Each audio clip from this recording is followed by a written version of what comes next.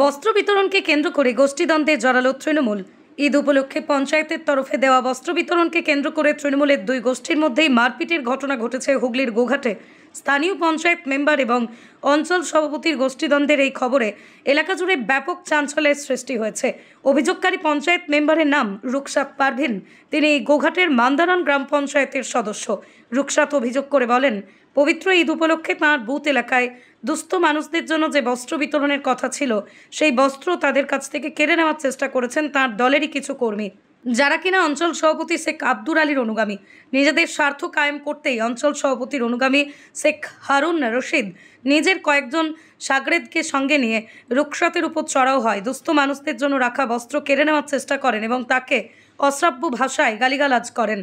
এই ঘটনার প্রতিবাদ করার কারণে স্থানীয় দুজন মহিলা পুরুষকে রাস্তায় ফেলে মারধর করেছেন হারুন এবং তার সাগরেদরা। এমনই অভিযোগ তুলে স্বামীকে সঙ্গে নিয়ে অভিযুক্তদের শাস্তির দাবিতে থানার দ্বারস্থ হয়েছেন রুকসাত। গতকালের ঘটনা সম্পর্কে অভিযোগ করে তিনি কি বলছেন শুনুন। ঘটনা হয়েছিল বলতে কাল রাত থেকে ঘটনা হচ্ছে। কাল দিনের বেলা আমি প্রধান ম্যাডাম ফোন করেছিল আমাকে। আমি প্রধান ম্যাডামকে বললাম যে আমি রোজা রেখে আছি, আমাদের রোজার মাস চলছে, রোজা রেখে আছি আমি বাড়ির লোককে আমি পোশাক দেওয়ার ব্যাপার ছিল, আমি আমার বাড়ির লোককে পাঠাচ্ছি। প্রধান ম্যাডাম বলে হ্যাঁ দিদি পাঠিয়ে দিন, আপনাকে আসতে হবে না। দিয়ে পাঠিয়ে দেওয়ার পর আমি আমার বাড়ির লোককে পাঠিয়েছি। পাঠানোর পর মানে যারা আমাদের এখানকার লকা, হারু, হ্যাবলা আরও অনেক লোক ছিল, লোক যে আমাদের পাঠিয়েছে যে আর বাবলু যে নিয়ে চলে এসছে। এসার পর আবার যারা মানে পোশাক মানে যেমন পঞ্চায়েতের যেমন পোশাক দেয়, ঈদের পোশাক দিয়েছিল। আর মানে গরিব মানুষরা এবার আমাকে ফোন করছে, সবসময় বলছে যে দিদি আপনি যে পোশাক দিয়েছে পঞ্চায়েত থেকে সে পোশাক আমাকে দেন না কেন। এবার আমি সেই পরিস্থিতির চাপে আমি ওদের বাড়ি গেছি, যে আমি যে বলেছি যে আমাকে পোশাকগুলো দিয়ে দিন, আমি মানে গরিব মানুষদের আমি বিলি করি। দিয়ে সেটা বলা কই মানে ওদের যে গ্যাংটা ছিল 6-7 দিন ছিল, তাদেরকে সাথে ফোন করা হয়ে গেল। ফোন করা হওয়ার পর আমাদের ওখানে সেন্টার আছে, সেখানে সব জমা হয়ে গেল। হয়ে যাওয়ার পর যে আমি বলতে গেছি যে আমাকে আবার ডাক করেছি, আমি গেছি যে আমি আমাকে কি টাকা কি পোশাক যা আছে আমাকে দিন, আমি নিজে আমি তো মেম্বার, আমি ভাগ করে দেবো। সে বলেছি বলে সে হারু ছিল, লখা ছিল আর বাবলু ছিল আর হ্যাবলা ছিল, আর যে মানে এমনই যে আমাকে মারতে চলে এসেছে। ওরা কি করে, কি দল করে? কি দলে? তৃণমূলেরই দল করে। কেন মারতে আসছে কেন? মানে ওরা আমার বিরুদ্ধে একবারে প্রচুরই, ওরা গত 5 বছর সিপিএন পার্টি করেছে। এখন কি করে? বছর তৃণমূল বলতে কি আমি মেম্বারটা হয়েছি বলে ওদের মানে প্রচণ্ড অসুবিধা।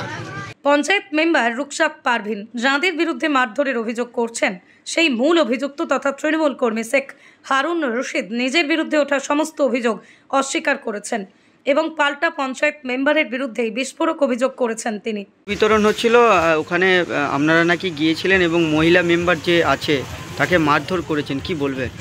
সম্পূর্ণ এটা মিথ্যে কথা বলতে গেলে বস্ত্র বিতরণ কালকে আমাদের বুথ সভাপতিরা বা আমরাও গেলাম, পঞ্চায়েত থেকে নিয়ে আসছি। আমরা আজ সকালবেলা বিলি করবো বা লিস্ট করবো বলে আমরা আলোচনা করেছিলাম। তার আগের রাত্রেতেই মেম্বারের স্বামী আর মেম্বারের শাউরি বা শ্বশুর, হ্যাঁ, বা গ্রামে ঘরে ঘরে যারা নিয়ে এসে তাদের মারতে গেইলো বা তাদের ঘরে ভাঙচুর চালাবারও প্রচেষ্টা করেছিল। আমরা রাত্রের মধ্যে সমস্যা মিটিয়ে দেওয়ার পরে আজ সকালবেলা বুথ সভাপতির ঘরে যে মারধর মারামারি কাটাকাটি করার আবার ঝাঁটা কুলোলে কাটারিলে মারতে গেলে বুথ সভাপতিকে আমরা কিছুই জানিনি। আমরা গেলাম, যে দেখলাম যে বুথ সভাপতির ঘরে মানে বিশাল গণ্ডগোল পাকাচ্ছে। আমরা যে বলতে ওরা ফিরে আসতে আমাদের আরমান বলে একজন ছেলে আরমান ছিল, আরমানকে লাঠি নিয়ে বা মারতে তাড়া করেছে, বা বাবলুর বাপ বলে একজন আছে আমাদের চাচা সম্পর্কে, তার ঘরেও লাঠি নিয়ে মারতে গেলো। আর মেম্বারের স্বামী যেখানে বলছে সব ভিত্তিহীন কথা, আর কোনো মূল্যহীন নয় বা সবটাই মিথ্যে কথা। আর আমি পার্টি 12 মাস করে এসেছি, বা আগে আমি মেম্বারও ছিলাম। এখন মেম্বারের যে কুকীর্তি একদম কিন্তু ভালো নয়। হারুন রশিদ ওরফে হারুর বিরুদ্ধে ছাড়াও মূল যার বিরুদ্ধে রুকসাত পারভিনের অভিযোগ, সেই অঞ্চল সভাপতি শেখ আব্দুল আলী, তিনিও নিজের বিরুদ্ধে ওঠা সম্পূর্ণ অভিযোগ অস্বীকার করেছেন। বস্ত্র বিতরণকে কেন্দ্র করে এক মহিলা মেম্বারকে মারধর করেছে এমনটাই অভিযোগ করছে অঞ্চল সভাপতির লোকজনরা নাকি করেছে, কি বলবেন? কে করেছে অভিযোগটা? মহিলা মেম্বার। টোটালটাই মিথ্যা কথা। তার আমি যদিও খোঁজখবর নিইনি, খোঁজখবর নিচ্ছি, এবং তার স্বামীর যা চরিত্র, সে এর আগেও মিডিয়া করে আমার পার্টিকে, আমার তৃণমূল কংগ্রেসকে কলুষিত করতে চেয়েছিল। এর আগেও মিডিয়া করেছে আমার পার্টির বিরুদ্ধে, এবং আমরা মাননীয় মুখ্যমন্ত্রী মমতা ব্যানার্জির নির্দেশে এবং অভিষেক ব্যানার্জির নির্দেশে আমরা পার্টি করি এবং পার্টি যেটা বলে আমরা অক্ষরে অক্ষরে পালন করি এবং যেটা বলছে পুরোপুরি একবারে 100% মিথ্যা কথা। অঞ্চল সভাপতির বিরুদ্ধে যদি কিছু বলে থাকে সে প্রমাণ করে দেখা, এক বিন্দু প্রমাণ করে দেখা।